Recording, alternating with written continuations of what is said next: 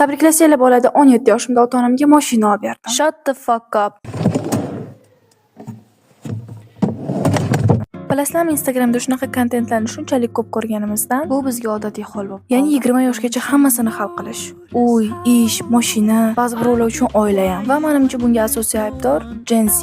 Ya'ni biz. Esingizda bitta videomda men 9 to 5 ishlamayman, o'zimning biznesimni ochaman degan. Ha, bu juda ham zo'r narsa. Lekin buni orqasidan Gen Z avlodlari sotsial standartlarni shunchalik ko'tarib yubordiki, biz 15-16 yoshli boladan o'z xarajatini o'zi qoplashni va 18 yoshli boladan o'ziga mashina olishni kutyapmiz. Ya'ni bu narsalar shunchalik ko'p bo'layotganidan odatiy hol bo'lib qoldi. Lekin o'zingizdan katta avlodlarga qaraydigan bo'lsangiz, 18, 19, 20 yoshlarda universitetga kirish juda ham katta narsa deb hisoblang. Hozir bo'lsa xuddi o'shanaqa yoshlardan biz 30 yoshda erishiladigan natijalarni kutyapmiz. Like, oh my god. Va bu esa hozirgi yoshlarda juda ham katta travmalarga sabab bo'ladi. Chunki hozirda 20 yoshgacha o'zingiz mashinangiz bo'lmasa, hamma sizga past nazar bilan qarab